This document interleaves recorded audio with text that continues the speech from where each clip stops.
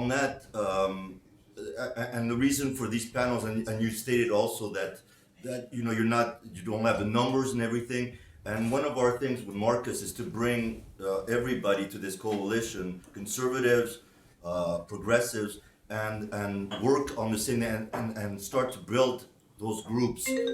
Oh, sorry.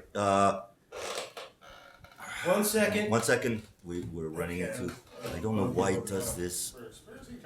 Technical difficulties, but we're Just a second. Just We're a second. experiencing Sorry. Technical Well, while difficulties. you're working on that, another relevant poll was by Zogby in 2017 and 2018. Both years, they gave people a choice, U.S. residents. If a state seceded, would you rather have the federal government attack it to force it back into the union, or would you rather let it go, or would you rather say, I don't know? And both years, only 32% of Americans said that they would prefer the federal government to attack that state to force it back into the union. So, I mean that shows you that Americans are willing to. Only 32% of Americans are willing to attack any state, and that would include California, of course. And I think, especially California, they would be willing to let it go instead of attacking it. Oh, that's Okay. that's really interesting. And Red State Secession, you are in the Indiana, Illinois area, is that right? Yeah, right. And just to be clear, when you talk to people there, do you get the sentiment that they would be crying in the streets if California left because they have a deep affinity for us? Well, I mean, we see the poop on the streets in San Francisco on the television, and that's our mental image of California. So there's just been an estrangement, I think, in the last couple years between conservatives in California.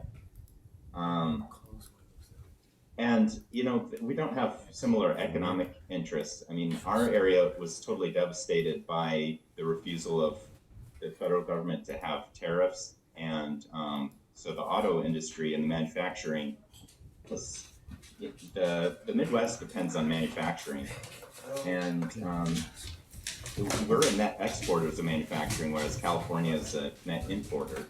So the failure of our elites to protect our manufacturing with tariffs in the 1980s and following, and especially with NAFTA in the 1990s, just shows how we don't having California in the union is bad for us economically, because your legislators are voting for free trade, and that kills our manufacturing. Okay. Any other comments before we move on to the next panelist? Well, I want to invite the California secession movement to be prepared for the mass shootings that are and political violence that's going to be happening in the next year or two.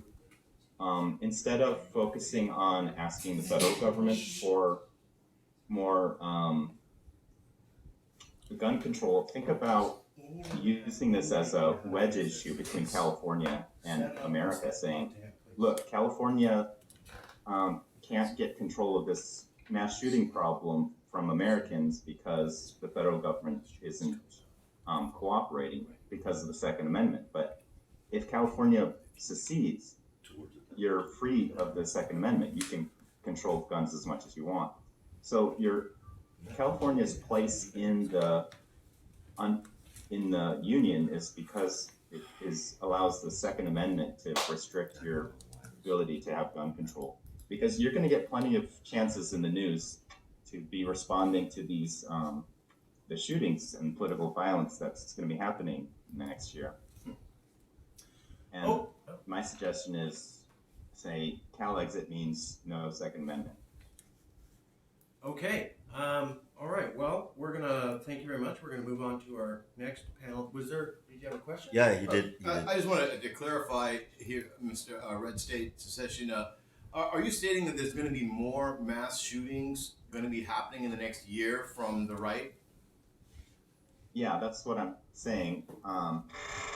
You know, uh, there's just a lot of talk on Facebook. It's really easy to find it, and there were 2 atom Waffen cells found by the FBI this year. It was mentioned in the papers, and that's a very dangerous group. People, the 2 biggest chants at Trump rallies were lock her up and build the wall. And we saw that we elected Trump, and he has been prevented from fulfilling his mandate by the deep state and by federal judges. So the frustration with the fact that our voting is not working, means that the only way to retain our sovereignty is through violence, according to a segment of the right. And I'm not saying it's the majority of the right. It's still a minority, but it's a much bigger group than before. So you have a right wing president and a right wing Senate, and you had a right wing House. Why do you feel that your votes aren't being counted when you had all 3 branches of the government conservative? How do you feel that your votes aren't working? Well, because first of all, I reject the premise. We regard a lot of the Republicans as Republican in name only. That's the word rhino that we use all the time. And secondly, 70 of the Donald Trump's decisions have been rejected by federal judges. And because he's threatened with impeachment, he hasn't had the guts to ignore rulings from the federal judges that are unconstitutional. So he's really been hamstrung, and with the media lying about him, he's really stuck, and it's sad to see. But I would suggest, I think this partnership can go both ways. I think in addition to us supporting California secession can also support red state secession, because who knows? It's not necessarily California that'll be the first state. It could also be Texas, Alabama, Louisiana, Alaska, Idaho, or some other state. New Hampshire. That's a good point. Yeah. I got 4 more people. We really gotta. Yeah. I'm sorry. So thank you, Red State Secession. We have lost video feed. We're gonna come back. No, please don't. Just look. I have to redo the Zoom. I don't want to lose anything. You're not gonna lose anything. We're gonna be stuck on Zoom. Okay. We're coming back on Zoom because we lost picture. Just a second. Give us 1 moment for technical difficulties. We will be rejoining. Zoom. Okay, we can all see and hear you guys just fine though. Yeah, we lost the picture. There. What happened? Okay, we're back. Okay, so We're back. I'd like to talk to Marcus from Indiana. Marcus from Indiana. Marcus. All right, here I am. Hey, there you go. Welcome. Okay, we I are was back. praying that you would go to me next. Yes, so Marcus from Indiana, could you please tell us about who you are, a little bit about your background, and then we'll start with questions. Sure. First of all, I'm a libertarian, and I'm quite an anarchist. I am the press secretary for Adam Kokesh. I run a Facebook page, a YouTube page, and everything, Minds, MeWe, all of that, called Aquarian Anarchy. Why I support, and this is why I was hoping that you would come to me next, because I'm hearing a lot of things I wanted to comment on. Sure. The reason that we should all be supporting California is actually really simple. And it comes from my influence from Murray Rothbard. And Murray Rothbard talked about, and really is a foundation for a lot of what Adam comes from those ideas of self-ownership and those kinds of ideas. Well, Murray Rothbard talked about ethics. It isn't ethical to hurt people. It isn't ethical to take things from people. It isn't ethical to rule people. If California wants to secede, wants to have the kind of government that they want to have, no matter how big or how small that government is, who are people in Indiana? Who are people in Illinois? Who are people in New York, even, or Texas, to tell them how they should live their lives? Ethics is the foundation that we built all civilization on. It is unethical to steal from people. Taxation is theft. It is unethical to murder people. War is murder. It is wrong. And the reason that we should be backing California is because we each have a right, ethically, to make our own decisions. And California has a right to make its own decision, live its own life. Rothbard talked about that in the world that we live in right now, in this world, not some idea in the sky, this world, China rules themselves. France rules themselves. Vietnam rules themselves. We're okay with that. We have anarchy between those states. They live in their own set. Why is it different than if California, and this is straight from Rothbard, why is it different when California or New York or New Hampshire or Indiana or Iowa or wherever, why is it different that it's okay for China to have what it's having and have its own country, but it's not okay for us to do it? And once you take it to the states, why can't Northern California make a decision for Northern California? And why can't Southern California make a decision for Southern California? And then why can't San Francisco make a decision and Los Angeles make the decision? Because it is up to us to form communities. Communities should be a voluntary association between one set of individuals who have decided to live together voluntarily.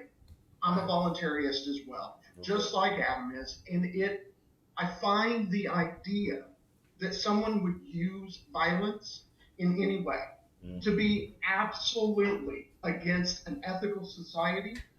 I understand, and I like Red State Secession. He's a great guy, and I know that he is trying to say we've got to get this done, and we've got to get this done quickly. And I think he's right.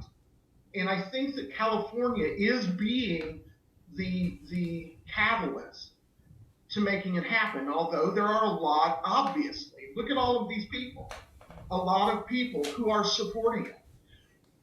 I live in Indiana. We elected Mike Pence as the governor. Do you think in any city in California, Mike Pence could be elected? Never. No way. I don't care how conservative he is. It could not happen.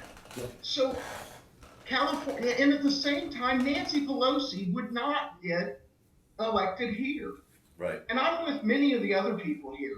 If I were to talk to the people that I work in my day job with about California leaving, the idea that the controlled propaganda media is telling all of the people in California that the rest of the country would cry and have this, they would have parties. There would be cake. Everyone would be eating it up. They would send you gifts. It would be like we'd have a new 4th of July where every single human being in this state was like, yay. And I'm not just talking about the we agree. I'm talking about the liberals. I have lots of friends. I'm kind of a hippie. I hang out with a lot of people that are progressive or leftist because I don't personally find what someone else does with their life my business. So those liberals have told me, number one, they welcomed Adam Kokesh into their park and had a wonderful time screaming about freedom. These are progressives. These are liberals. These are communists who are ready for California to leave, and they will pack their bags that weekend and head to California because they can't stand what's happening here. Interesting. And that's what Come happens on over. in a real localized system is people say, I don't like it here. I need to be where my people are. Real quick, Marcus. I just want to hear from the audience because you said something that really seemed to track here. Just right now, how do you feel about progressives from America wanting to escape America as refugees and come to California? Come on, Come, we'll take him over. Okay. And Wow. and That's by, how the military system works. That's how localization works. You find what works. If California can figure out, now I don't personally agree with socialized medicine. I think that it's wrong and I think that it will fail. But if California can pull that off and they can teach the whole nation how it can be done, isn't that what we're supposed to do? Yep. Isn't that what our founding fathers wanted us to do? Yep. And to talk about history, if you go to Prey and Anarchy, a lot of what I do is based on historical stuff. One of my heroes is Patrick Henry.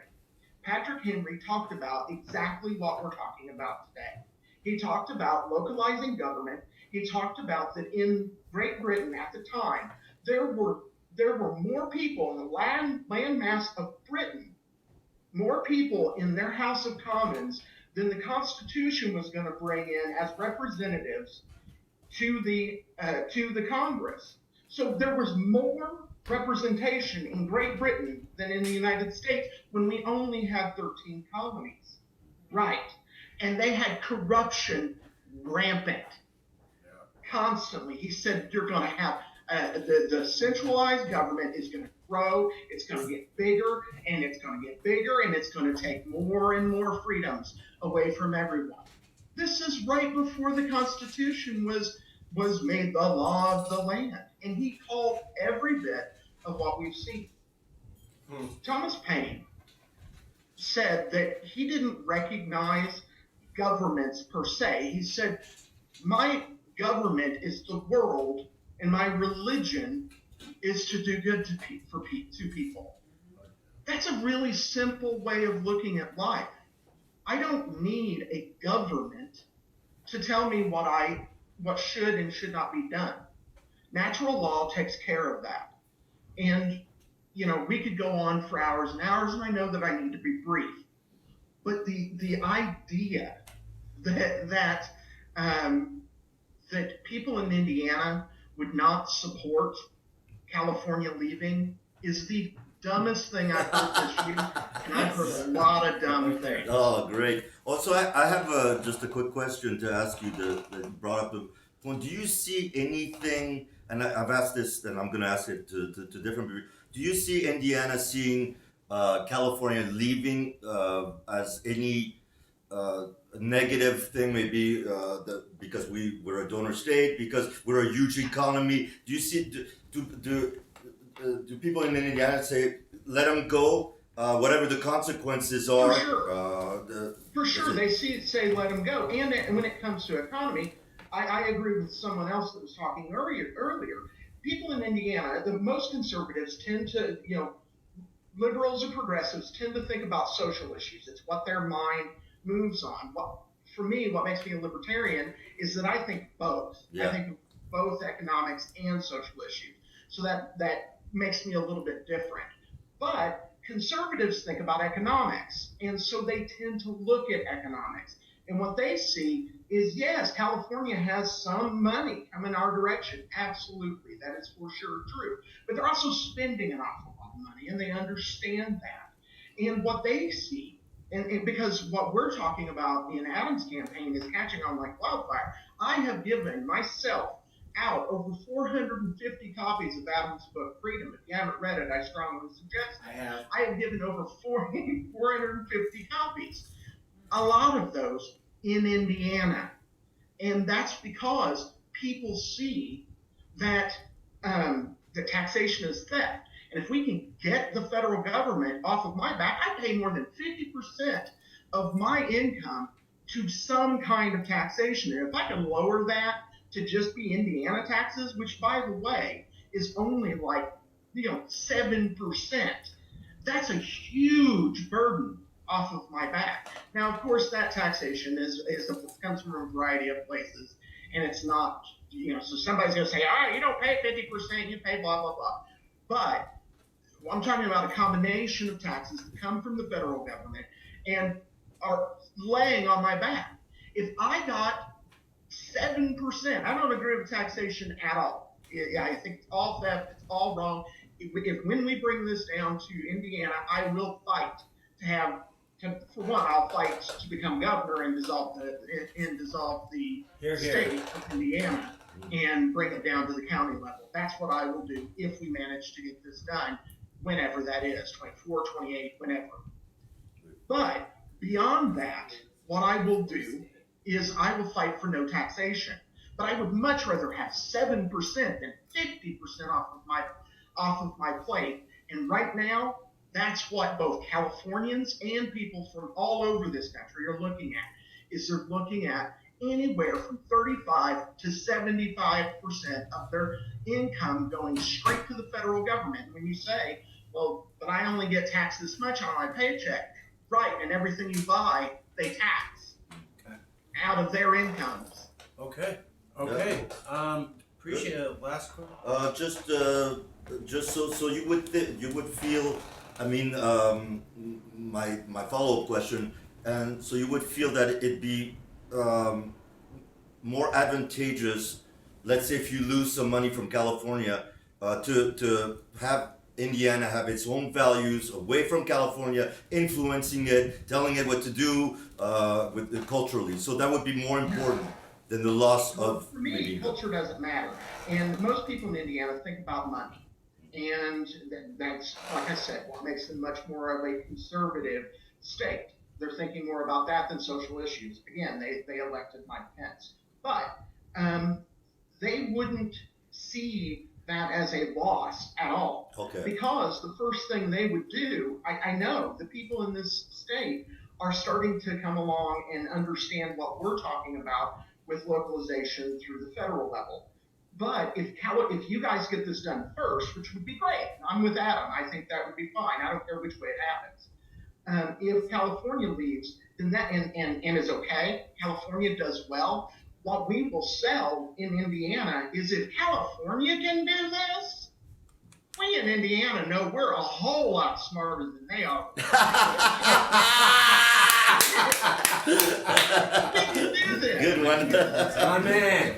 All right, great. Thank you for that. Okay. So let's go. Okay. We're gonna move on. I know that there's 5 more people from North Dakota, New York, Red Oregon, and Texas, and another Red New York that we haven't gotten to. We are gonna get to you. Please hold on.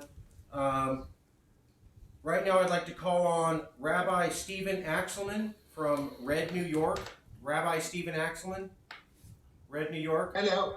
Oh, hi. Rabbi, if you could briefly introduce yourself, a little bit about your background. Yes, we have already interviewed 2 of your sons. I am ready to interview the other 2 next panel. People already saw them. They did great. If you could introduce yourself, sir, and then we'll ask you a few questions. Okay, so like you said, I'm the father of Liberty Block. Literally. Proud father of 7, and all 4 of my sons live, thank God, in relatively free states. As you know, we got Wyoming, New Hampshire. We also have New Mexico, which unfortunately is turning purple or blue, and of course, Florida. I've been involved as far as following politics avidly for close to 30 years, including the years I lived in Israel, and I still follow politics both here and there. Unfortunately, living in Queens, which is mostly incredibly liberal, I can tell you that the polarization and the hatred of the left for Donald Trump, the cursed Tea Party, if I'm allowed to mention those words, any type of conservative is so vicious I've been screamed at by people forget about defending Donald Trump, for just not totally condemning the man. I've been told literally that George W. Bush was literally worse than Adolf Hitler. So the vitriol and the hatred from one side to the next is just totally out of control. I stay in New York for my own reasons. I'm glad that my sons are living in more free places. But I decided probably 4 or 5 years ago, and actually wrote up this whole long piece, that there is no hope for America other than peaceful secession and amicable separation. So I was very excited when you got in touch with us. It's interesting. I used to follow Mark Levin. His personality, unfortunately, turns me off. But he has said many times on the radio that other than convention of states, there is no solution to America. To which I say, since convention of states isn't going to work, Liberty Block wrote some great articles about it. It just will not work. As a matter of fact, Elliot was on Mark Levin's show a few months ago and spoke about secession. And of course, Mark Levin did his usual get off the phone, you big dummy type of routine, which is the final straw why I don't listen to him anymore. But, excuse me, if he says America has no solution other than convention of states, and convention of states is not going to work, that means he's a pretty smart guy with his finger on the pulse, and there really is no solution. He, unfortunately, is an acolyte of Abraham Lincoln, and therefore he says secession was, quote, settled by the Civil War. I don't even know what that means exactly. But as far as I'm concerned, I have not heard anyone with a good debate against peaceful secession as the only possible solution for people in this country to not start killing each other. And let me ask you, you talk to a lot of conservatives.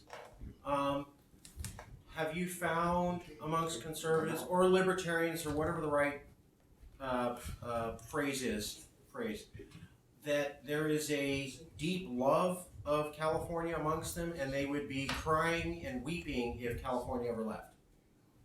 Okay, so the people who are as radical as I have become towards the libertarian end of the scale would for sure be more than happy for California to leave the country. And again, like everybody else on the phone call has said, for freedom to devolve way, way back locally to states, counties, etc.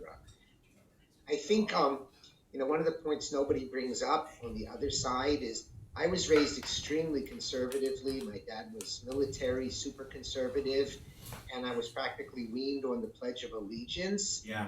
And I'm honored to speak at Memorial Day events in my neighborhood. And for the first time this year, I did not say the Pledge of Allegiance. And I told my sons they could be proud of me. And it was actually very difficult for me. And the reason I wouldn't say it was because of that I word, the indivisible word, which I realized has no place in the United States, which should have been United States with a lowercase u. So I stopped saying it. And I think a lot of conservatives have to get over that hump. And I think with enough logic, they would, because at first the whole idea is kind of scary to them. But do they want to be moved by California? Hell no. Please. Rabbi, a quick question, because you brought this up. On your side, as a conservative, you see the hatred by liberals or by progressives. We see the same thing on our side by conservatives. We see, we get threats all the time.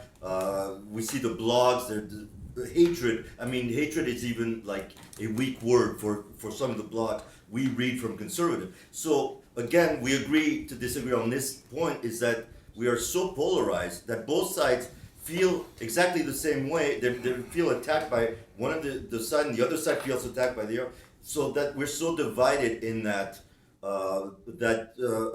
and each side doesn't understand the other one. But both sides are being aggressed by the other side. So to make that clear as an argument already that this is a great thing to come together, California independence, because we cannot, we haven't been able to solve our differences, and we're getting much more extremely polarized. And like we said, as a divorce scenario, it's better to stop this hatred that we have for each other. Let us be separated, and I think we would do much better separated after and regain some kind of civility between each other from the different side. What do you think about that? In a word, amen. I worked as a psychotherapist for years. I also studied and did a tiny bit of divorce mediation. Thank God we don't have children. And so I think to break us up in an amicable way Yes. is by far and away the best solution. I guess you guys are sort of my age. One of you may be my age, one of you may be younger. I remember vividly when my father was a blithering ignoramus. Now that I've gotten older, he's become a lot smarter. Unfortunately, he's no longer alive. But he used to say, I don't want to be alive when violence hits the streets. And I always thought he was nuts. I thought he was a little bit, come on, Dad, that's not really going to happen. But you see with Antifa and you see with other groups, we're not far from that. So I don't necessarily agree with some of what people have said, but we kind of are in a tinderbox, and there's no reason for it. I don't hate anybody. I'd be very happy, like one of my sons said, be happy. Yeah. And I think America, unlike my sons, I think the Constitution was a great idea because I think 50 states is the way we were supposed to be. At the time, 13 states. I think we're supposed to be locally governed and not be forcing our way of life on each other. And that just makes us hate each other. There's absolutely no reason for it. So.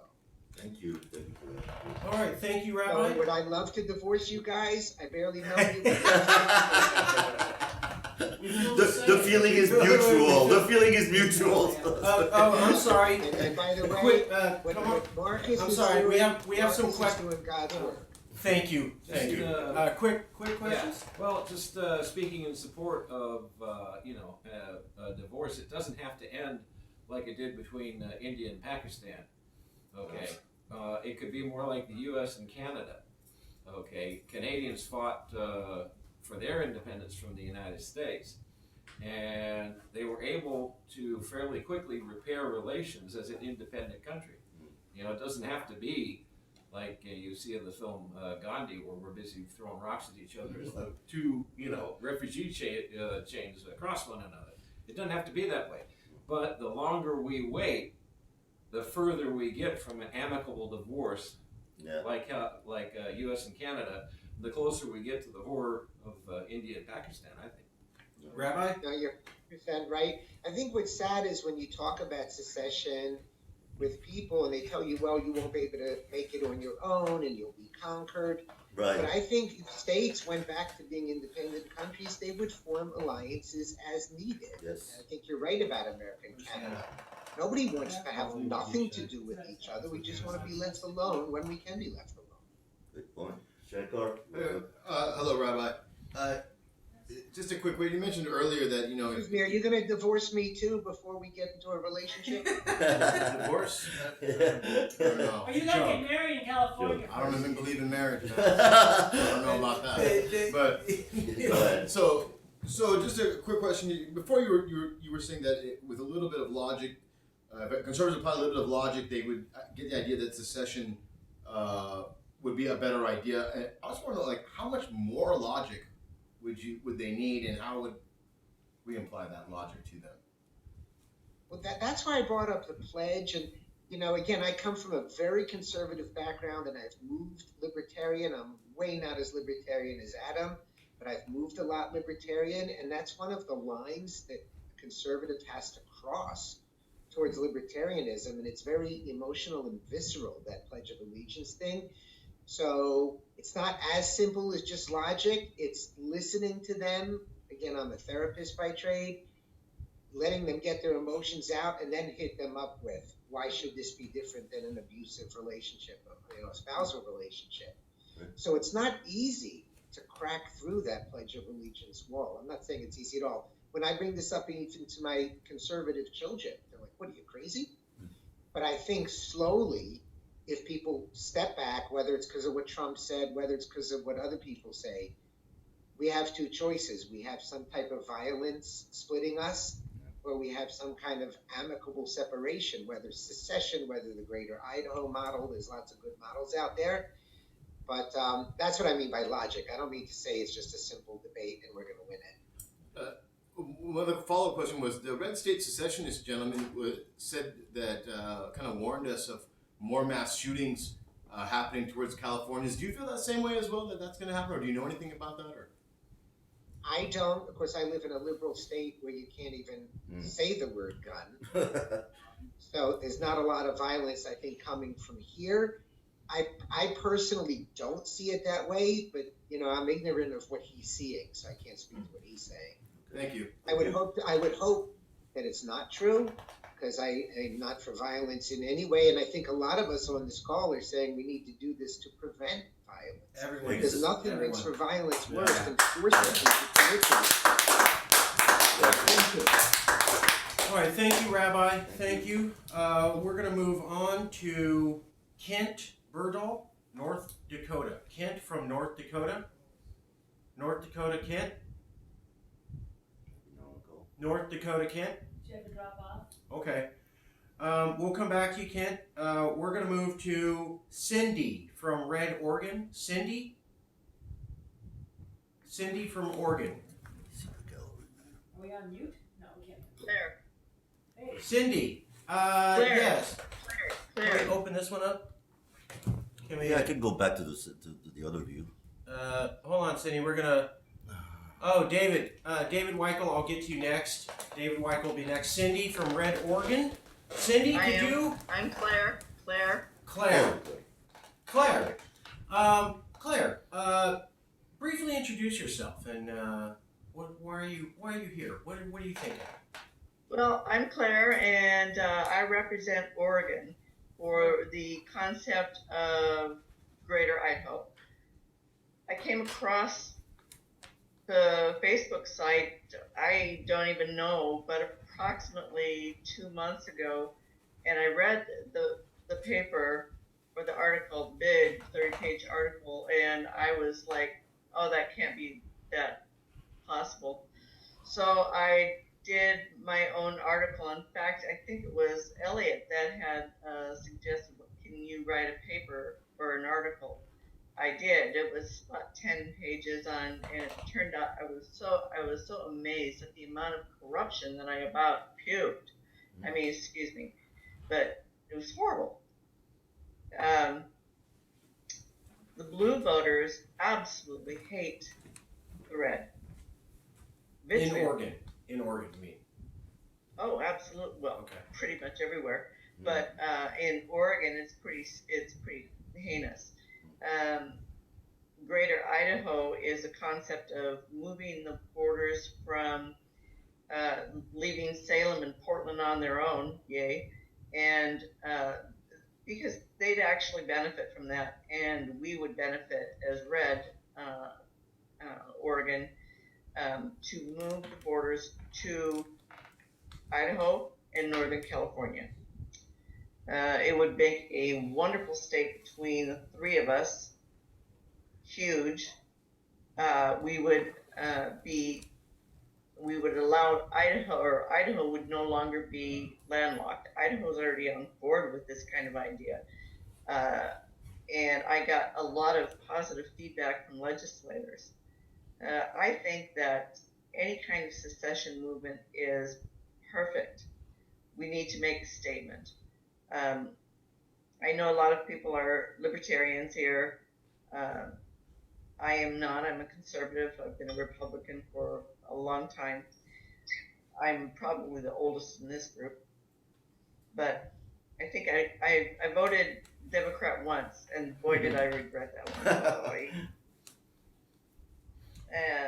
So anyhow, as the violence worsens, and it has, and you've seen Antifa, because our state is the home state for Antifa in Portland. It's ugly. It's not a pretty sight. People are getting beaten up in the streets, and I don't mean the red, I mean the left, and then the red are being blamed for showing up. What is up with that? So that is really sad. So we need to divorce ourselves, and since we're split down the middle vote-wise, we can do that.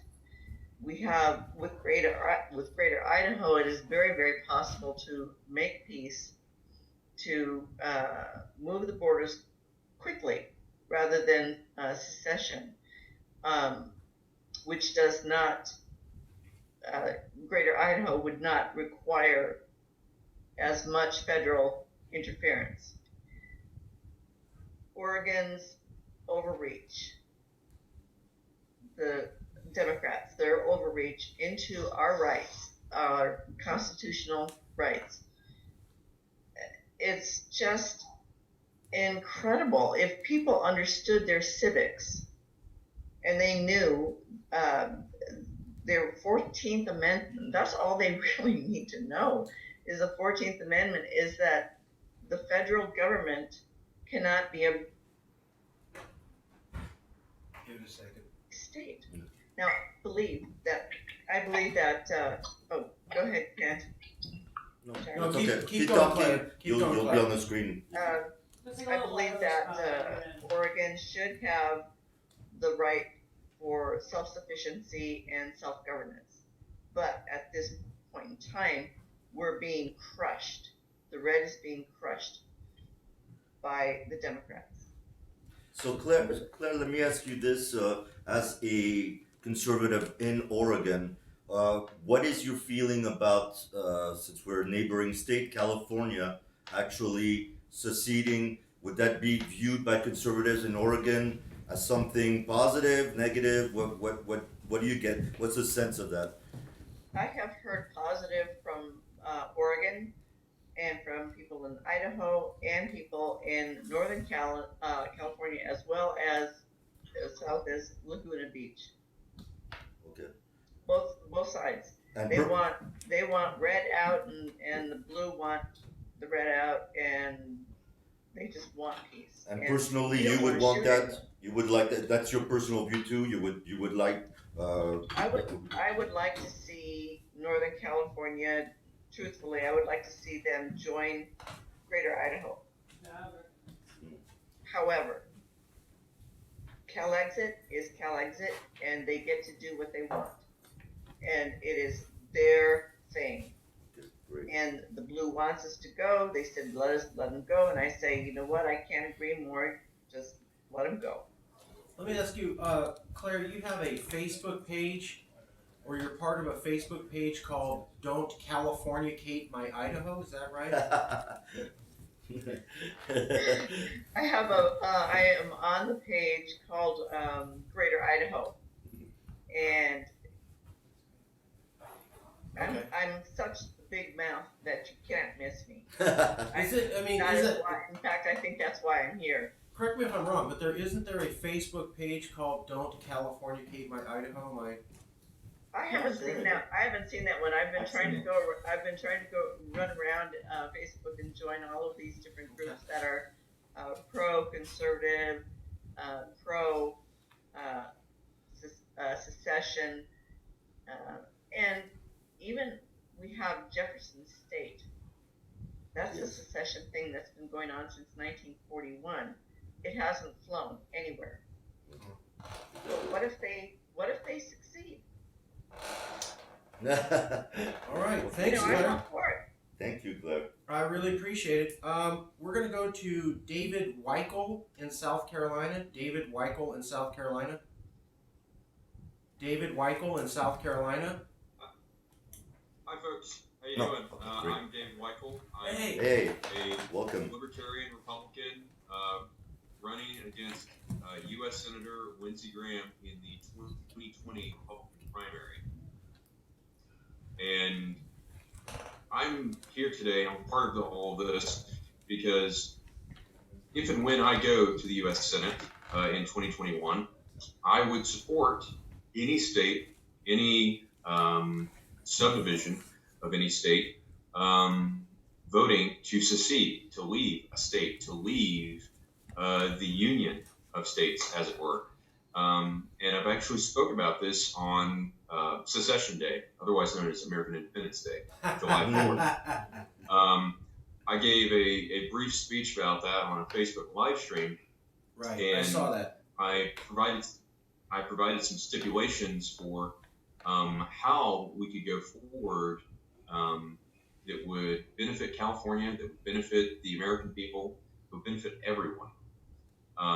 Because, you know, I'm here in South Carolina and, you know, my office, and I have a rifle here that is completely illegal in California. That's You for know, sure. and, Go ahead and clap, conservatives. Go ahead and clap. High five six. yeah. Right. But I have that rifle for a number of reasons, but one of those reasons is to keep myself and my family safe. Now, I know that there are people out there that don't necessarily agree with that and my use of that rifle, but that is my right. And so, you know, running for the U.S. Senate, my biggest thing, I'm to the left of Adam Kokesh, and I'm to the right of Ron Paul. California, I would probably be considered a conservative, even though at the end of the day, I'm more like a libertarian, like what we had with the founding fathers in the 18th century. And so, one of the things that could really help to take power away from the federal government, that could help Californians out, is going back to Article 1, Section 2, Clause 3 of the U.S. Constitution, dealing with proportional representation.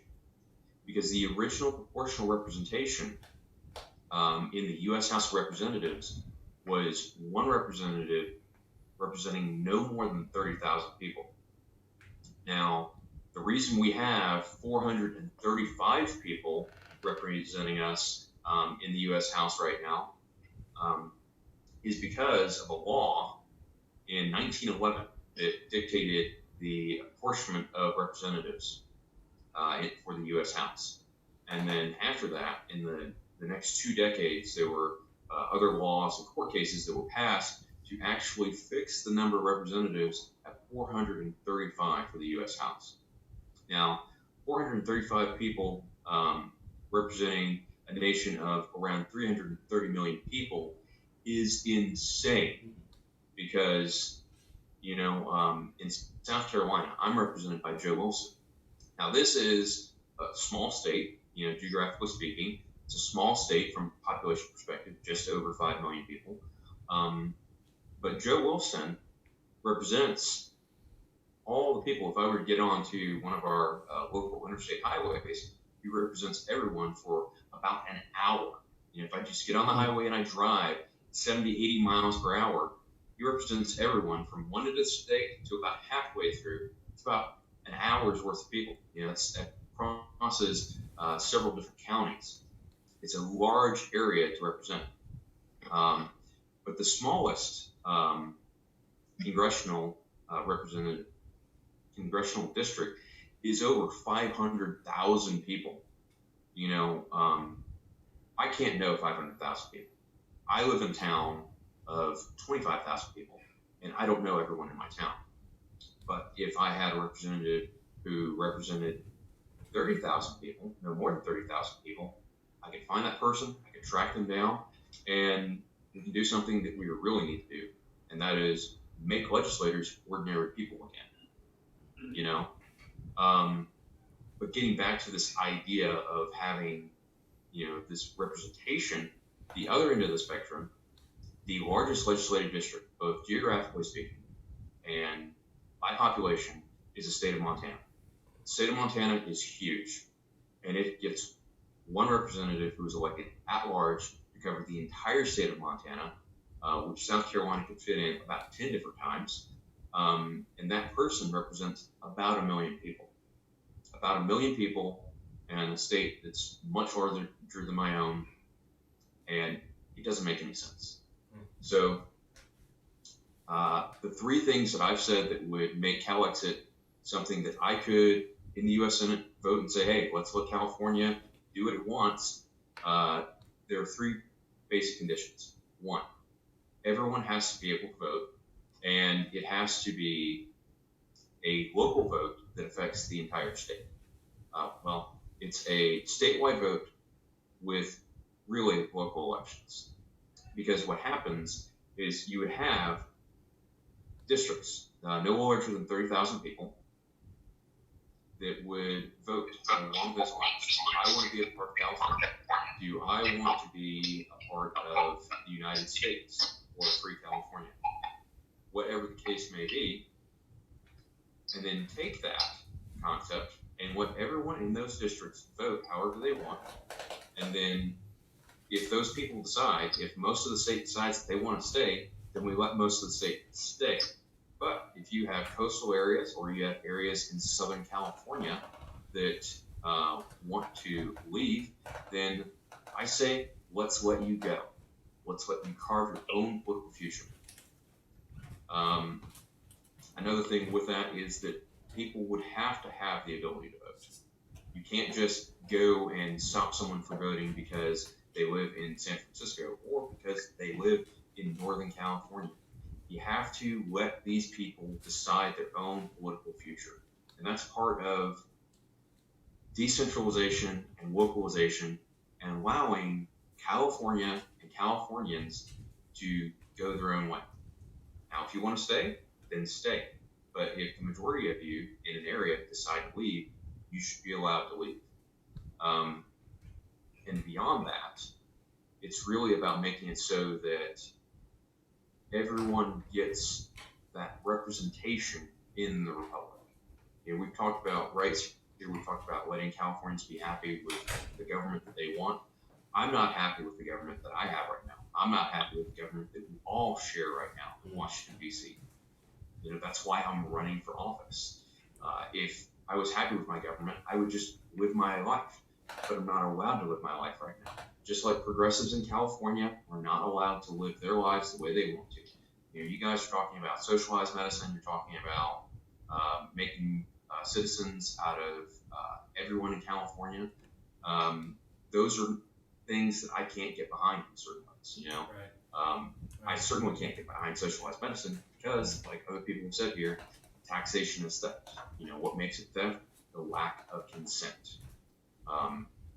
And so, but I'm not going to stop California and the California experiment from going forward and creating something like that, as long as they don't force their values on me in South Carolina. They don't force their values on Claire in Oregon or what could be Greater Idaho. They don't force their values on Elliott in New Hampshire or Laser in Wyoming or anyone else. So I'm not going to push my values on you. I don't want you to push your values on me. And I think that's, you know, something that we can all get behind. I'm sorry, just real quick, just housekeeping. Dominic will be next. I see the comments. Dominic's going to go next. I'll get to him in just a minute. David Weichel in South Carolina, do you feel that, you know, from talking to people where you're at, that generally South Carolinians would support that sentiment that, you know, if California wants to go, let them go. If we want to go, let us go. Or have you found that South Carolina people are saying, I would be distraught if California ever left, and I got to have the union be the way that I've always thought of it? Well, you know, the great thing about South Carolina, my family isn't originally from South Carolina. We actually, one of my great-grandfathers was actually born in what was then Virginia, but what later became West Virginia before the Civil War. And West Virginia is an example of an amicable divorce between states. You know, West Virginia was formed because Virginia voted to secede. And when they had that vote, western parts of Virginia didn't want to leave.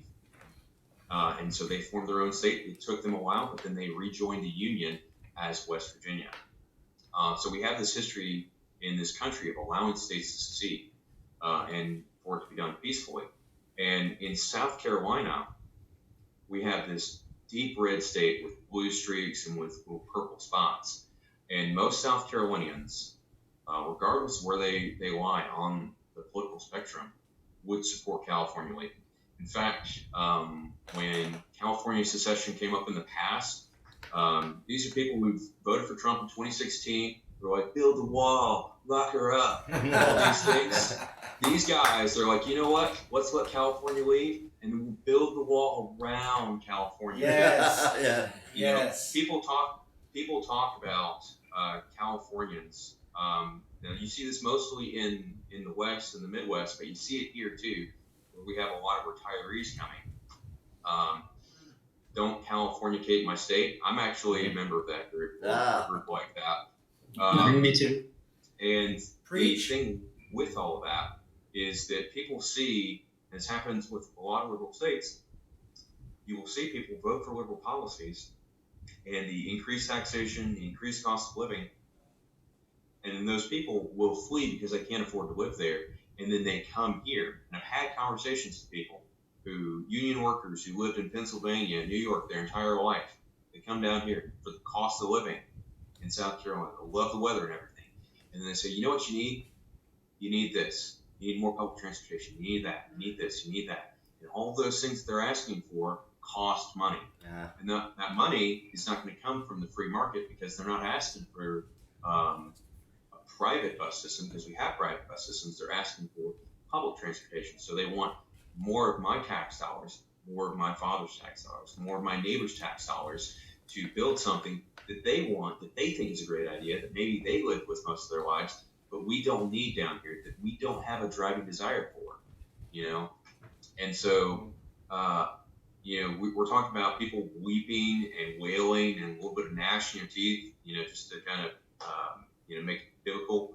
I think there would be weeping and wailing in South Carolina, but I think it would be weeping and wailing tears of joy to see because we love you guys on a certain level. We love you guys because we're all part of this club that is the United States of America. But it really shouldn't be the United States of America. It should be these United States of America.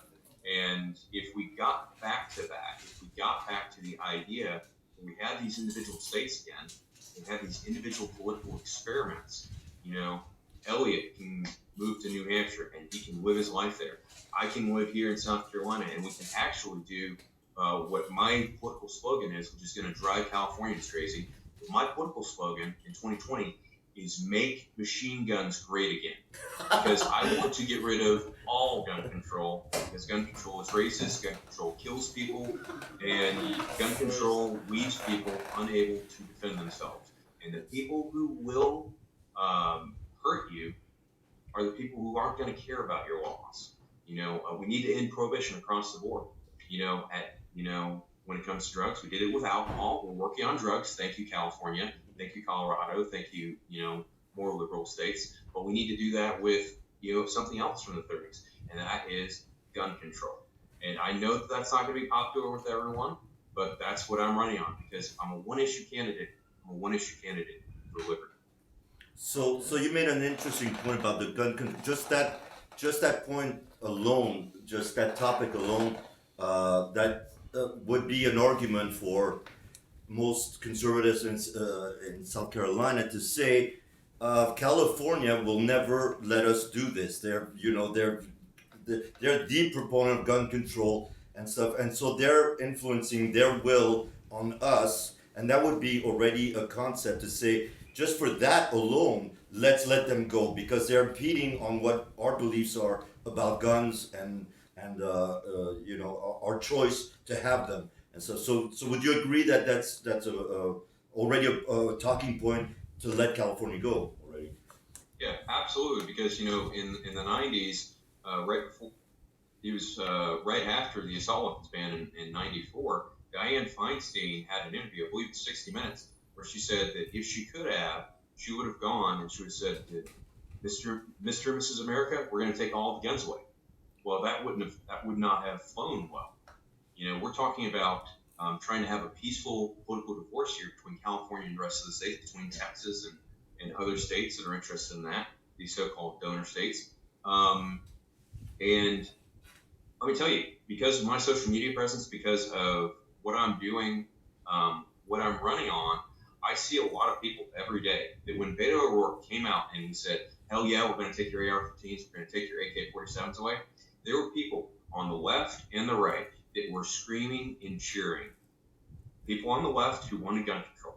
People on the left who want to have safety enforced through government. And there were people on the right that were screaming and they were cheering because they are sick of the incrementalism that they've seen with gun control since the 1930s to today, with Republicans and Democrats that take away their rights, and they want it to be done. They want that Lexington or Concord type event. You know, they feel it's 1775. They're waiting for that event to kick off the next great American revolution. Wow. And what's the difference between a revolution and a civil war? Which side wins? You know, a revolution is called a revolution when those that are rebelling win. A revolution is called a civil war when those that are in power win and defeat the rebellion. And so that's going to happen if we do not find a peaceful way forward with California, with New York, with Texas, with all these other states. There will be a violent rebellion because of some issue, and it will probably have to do with guns. And I hope and I pray that we find a peaceful way forward, but there are many that are preparing and are prepared to deal violence to those that would use violence against them to take away their rights. Oh, great. Well, that was. Yeah. Do you have any Wow. other- that's No, powerful. that Yeah, was that's powerful. that was great. Next, Quick question, Yeah. Well, really quick. wait. Yeah. Well, it may surprise you to know that there are people in this room who do agree with you on the fact that elected representatives try to represent far too many people. Okay, far too many people. And some of my comrades are looking precisely at the situation with making our democracy more authentic, precisely by having smaller groups of people represented, okay, as well as making the organs from which those representatives are drawn themselves more authentic and more active. On the other hand, we've also had repeated warnings to look out for mass shooting incidents, okay, from whatever side, right? So you'll understand that when we do become independent, our customs people are going to be looking for rifles like yours on a Kalashnikov receiver with what looked like an Armalite. Is barrel. there a question? Yeah. Yes. Is there a question? Yeah, There get the is question. a question. Yes. Okay.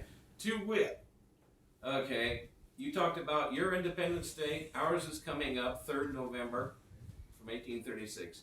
Next year, 3rd of November, will be the general U.S. election. Will you be able, on your side, by 3rd of November, to build a coalition in support of us recovering our sovereignty and exiting the United States by 3rd of November 2020, which is the general election? What do you think? So here's the deal. My primary election against Senator Graham is in June of 2020. Now, Lindsey Graham is the most powerful man in the U.S. Senate, and he's probably the second most powerful man in the United States right now, only behind Donald Trump, because Donald Trump is the president of the United States. That doesn't mean that I endorse either one of them. Obviously, I don't endorse Senator Graham because I am running against him. Right. But if I were to unseat Senator Graham in June of 2020, which I'm hoping to do, I want you to consider the fact that will be national news. And there will be people all across this country, and I'm talking with some of them right now that are running for office, that will be very interested, for good and for bad, in what I'm running on and what I'm about. And they're going to be very interested in hearing my ideas about secession. And that video that I shot July 4th of 2019 is going to be all over the internet, for good or for bad. Right. As ugly as it was, it will be all over the internet, because I will be someone that will be expected to be the Republican candidate, and will honestly the Republican senator, the next Republican senator from South Carolina, because of the way South Carolina politics work. And so if that happens, will I have that coalition ready on November 3rd? No. But could I have a coalition formed? Could I have something to work with? Yes. Could it be a seed instead of a redwood? Yes. Could it be, the beginning of something? Yes. so that within the 6 years that I'll spend in the U.S. Senate, we could have something so that CALEXIT can happen. Y'all can leave, y'all can vote however you need to, and if you abide by the things that I've said about, local representation, statewide elections, then I won't have any issues voting yes to allow California to leave, and I won't have any issues trying to find others to vote to allow California to decide its own political future. So you would be willing to go on record when elected, saying this is one of my agendas to liberate, to let California go. You would be willing to go to Congress and spread that idea, possibly. I'd be willing to go to Congress and spread the idea, but it's not, honestly, because I'm from South Carolina, I'm not going to push it as hard as some of those other things that I'm pushing. Sure. Okay. I'm pushing for things like a return to the 18th century militia concept, where every man, woman, and can be armed to the best of their ability to what they decide to be armed with, so that they can protect a free state. So that we can get to a point where instead of having a standing army, I'm a Marine veteran, the Marine Corps has to go away. The standing army has to go away. The United States Navy has to go away. Those things have to be replaced with state militia forces, with state naval militias. And the formal militia that is the National Guard and its various forms can stay, but the informal militia, that is every free person, will be armed, and hopefully they'll start receiving training from state and local forces, so that we don't have to have an offensive force for our nation. We can have a purely defensive force made up of every man and woman in this country, because the U.S. military, the most powerful military in the world, couldn't stop 9/11. But That's a the great militia point. could have, because if men and women had been armed on those planes, they could have stopped those hijackers. Instead of dealing with men who had box cutters, you would have had men with pistols or possibly machine pistols or submachine guns that could have dealt with that threat and made it so that it wouldn't be possible to fly a plane into a building in New York City. Thank you. Quick question. Pretty quick question, but to the fellow from South Carolina. The Senate candidate, Yeah, there's Mr. David Cannon. Weichel from South Carolina. There's a question for you. Go ahead. Okay. Yeah, this will be probably good. I'm going to give it to you as a tough question, and you don't have to answer it. Quick question. It's really quick though. It has to do with race. Well, what we hear a lot, and my liberal friends, they'll always say, "Oh, if California and its 53 members of Congress and 2 members of the Senate was to become independent, somehow this would unbalance it's sort of like we'd be abandoning the African American community in the southern states." And I know your South Carolina's got a lot of African Americans. Georgia, Alabama, Mississippi all have significant minorities. I've never really understood this argument, and like I said, it's a tough argument because it's based because you're being a white person. But do you think that's a valid argument? Are you going to tell me that you take care of the black people in your neighborhood well, or something like that? Are you going to tell me that maybe it's not that bad? Okay, so let me ask you this. Sure. Does every gay, lesbian, bi, trans person vote Democrat along the line every time? No. Of course not. Well, Does every white person vote for the Republican Party every time? overwhelming 80% maybe. No. But it's kind of like African American. I think it's a good analogy right there. Maybe you can move along, but I see what you're getting there. Yeah, maybe 85%. Yeah, so what I'm getting at maybe is 90. that we have different groups of people in different nations. And in South Carolina, because it was an agricultural colony primarily, it was an agricultural state for most of its history. You had slavery that was a part of South Carolina until 1865. And in South Carolina, you have a large population of African Americans. My neighbors across the street from me are a pair of retiree African Americans. I've got a mixed race couple that lives down the hill from me, right next door. I live in a mixed neighborhood, and we take care of each other. We're at the end of a little cul-de-sac, and I talk to my neighbors every day across the street. They talk to me. We look out for each other. We look out for kids, grandkids, and we're not concerned about race in the same ways that some people may seem to think that we are. We are concerned about each other as Americans. We're concerned about each other as South Carolinians, concerned about each other when it comes to politics in our city. I'm not concerned about what my, my African American neighbors, what's going to happen with them if California goes, because they're not worried about what's going to happen if California goes. It's not this great boogeyman that is the South.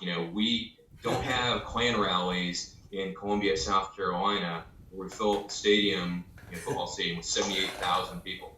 Okay, come to South Carolina sometime. I tell you what, I will drive you around the entire state, and you can see all of our warts, and you can see all of the great things about the state.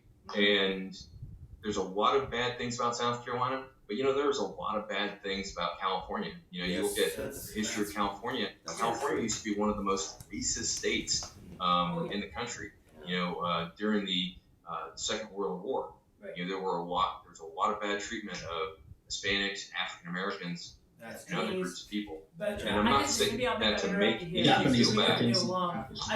Internment camps. Yep. And I'm not saying any of that to make Californians feel bad. I'm just saying that to say, look, in a lot of ways, we live in a post-racial country in a lot of ways, because my generation grown up, and I don't view race the same way that maybe your generation does. Okay. Cool. Well, I guess I was thinking maybe the idea is simply that because desegregation was pushed through to the South via the federal court system, the feeling is you need a federal court system in order to maintain desegregation. Or integration. Yeah, that's okay. I got three more people. That's okay. I'm sorry. That's okay. I told you, tough question. No, but that's a whole other kind of. Okay, We'll get more to that response from Elliot Axelman, and then I have other people to move on to. So Elliot, please, response. Yeah, like David said, and thank you for the question. It is a great question. Like David said, that Black people currently in the South are doing great. I think Black people around the country are doing great. Black people here in New Hampshire are doing great. A lot of my friends who are of all races are doing great. But even if like David said, even if there were a very strong Klan who are beating up and lynching Black people in the South, if California seceded, it wouldn't be seen as ditching them, and no more 53 representatives in Congress protecting them. It would be even better, because then if they were being treated terribly in Atlanta and Mississippi by Republican policies, they would have another nation to move to if they moved a few miles west to California. It would be a different nation, right? And they could have a few options. And we talk about choice a lot. True. If they like the lifestyle in New Hampshire or California, once there are a few more options with different real sovereign nations, they can actually live the way they want to live. So yeah, would some Black people be happier in the nation of the Republic of California? Yeah. Some Black people love it in Mississippi, and some African Americans would want to live in the Republic of Texas or Wyoming or New Hampshire, and they're welcome to move.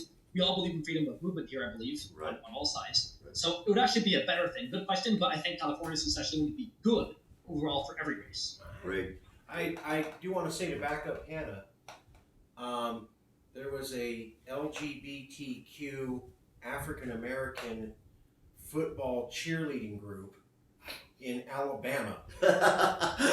Okay. And they were treated horribly. And a year ago, but I didn't even know we were going to have this conversation. No. I tweeted at them just because I saw them. I was pissed off. I go, get the hell out. Move to California. Here's my email. Because Alabama ain't going to change anytime soon. Yeah. So. And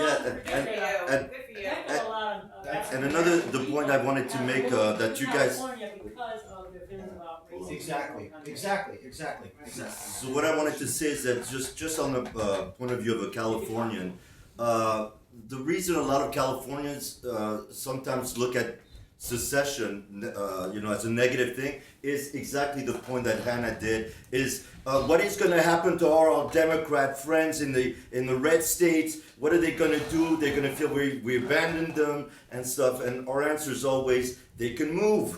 They can come here. They can come to more progressive states. There's other blue states, there's stuff like that. So that's the answer. But just to give you the point of view of Californians against secession that we come across, is that what's going to happen to all or the progressive Americans? We're abandoning them. Basically, we're abandoning them, which is kind of a mute statement. So it's interesting to see both sides of it on that. And with that, Yeah, we're Mike gonna also go. wanted to answer, I believe. Elliot, real quick. Mike wanted to answer as well, I believe. Mike Martin from South Carolina. Mike Martin from South Carolina. Sorry, I just wanted to say real quick on that Yeah. whole race issue. I think that that's a really bad stereotype about the South. Because if you study the history, slavery was present in the South, but segregation as a law didn't come into place until after the Civil War. It was imposed on the South and people were divided intentionally. If you look at the history, there were states like Abraham Lincoln's state of Illinois that didn't even allow free black people at many points in its history. And I myself, I'm in an interracial marriage. So it's something that I come across a lot.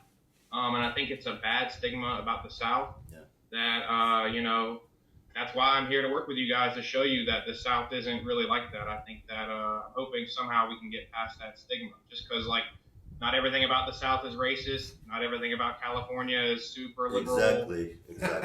we agree. We agree.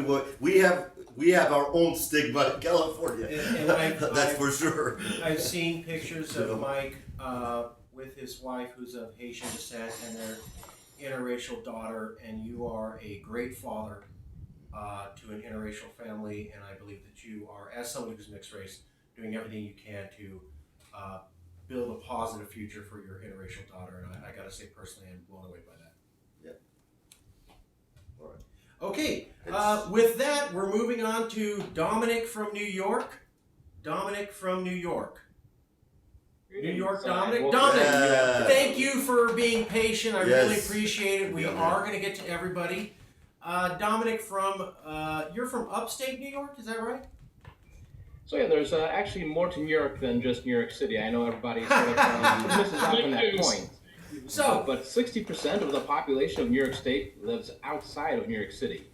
Wow. In fact, there's even a big push in New York State upstate regions, so Central New York, the Mountains region, Western New York, to identify as something different than New York.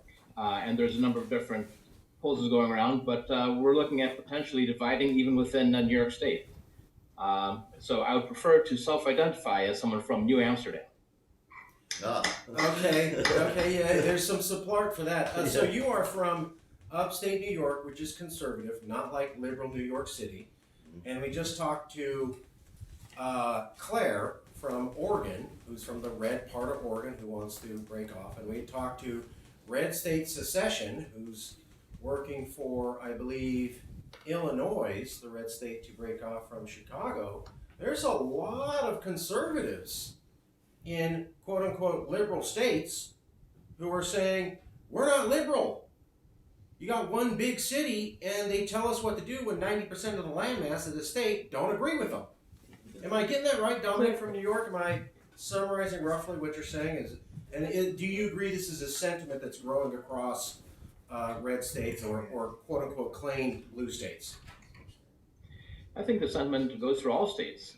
The boundaries that were drawn between states were arbitrary, and even go back to the 17th century, even beforehand. They don't represent current cultural and economic and even cultural values within the state. So if those boundaries don't represent the people within the state, then why not change the boundaries? Why not identify with a different area? And I know lots of people would ask me, why don't I become a New York State refugee like the Axelmans? Axelmans? Yeah. Why don't I become a refugee like those? But in truth, I was born here. I was born right here in Western New York. I was born here, grew up here, raised here. I love the climate. I love the people. I love the food. Buffalo wings are some of the best. I've heard that. But why should I leave? This is my home. They're the ones that suck. They should go. So the consensus is that, folks who are conservative don't identify with the people in the more liberal urban areas.